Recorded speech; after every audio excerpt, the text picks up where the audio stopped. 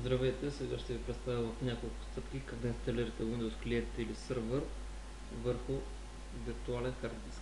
Има два начина за създаване на виртуалния хард диск. Единият от дясен бутон на My Computer, Manage и Disk Management. Тук създаваме нашия виртуален хард диск чрез дясен бутон Create Virtual Hard Disk. Избираме местоположението и името на нашия диск, големината му, както и типа, дали да е с 25 ГБ файл или динамично файлът до стигането на тези 25 ГБ да се увеличава. Избираме втория вариант. В случая намираме го където е зададено, инициализираме диска, даваме на файловата система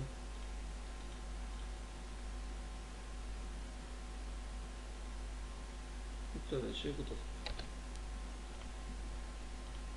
След което отиваме в VirtualBox, New, избираме име на нашата нова операционна система или машина.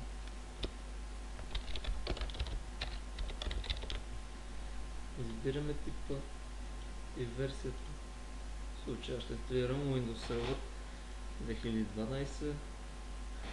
Колко работа ни заема. Това е вторият вариант за създаването на виртуалния диск чрез Create Virtual Hard Drive, като настройките са същите. Ние вече имаме създаден, избираме файла, сме почти готови. От Settings има възможност за промяна на големината RAM, която иска нашата система, или пък видеопаметта според това какви са нуждите ни, както и други настройки може да се правят също. От storage избираме файлът, който ни свали за операционна система и вече сме готови за стартирането на инсталацията чрез бутона Start. И започваме да настройваме нашия нов Windows. Избираме език, избираме и часова зона,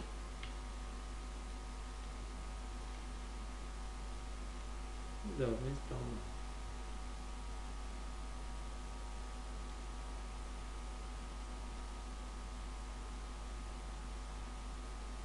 Тук имаме право да разбираме от различни версии, които са с графичен интерфейс, 2 без.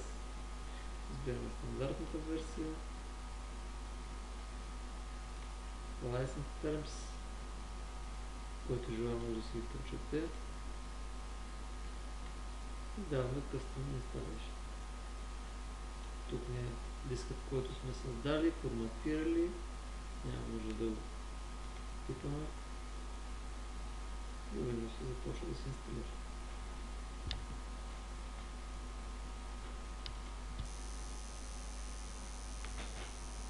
Windows се инсталира, рестартира се. Сега чакаме за донастройване.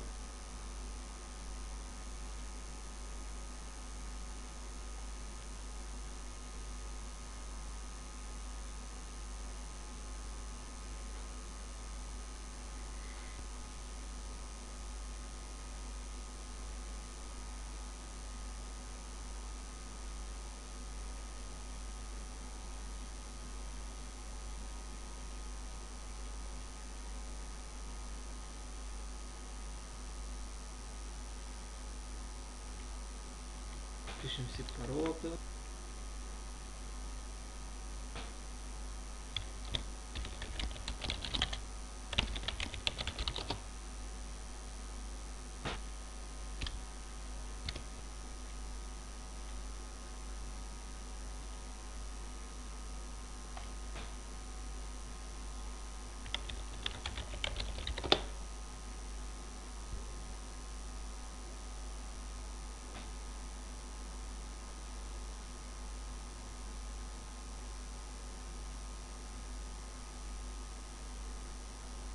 И имаме вече инсталиран и готов за работа Windows Server 2012.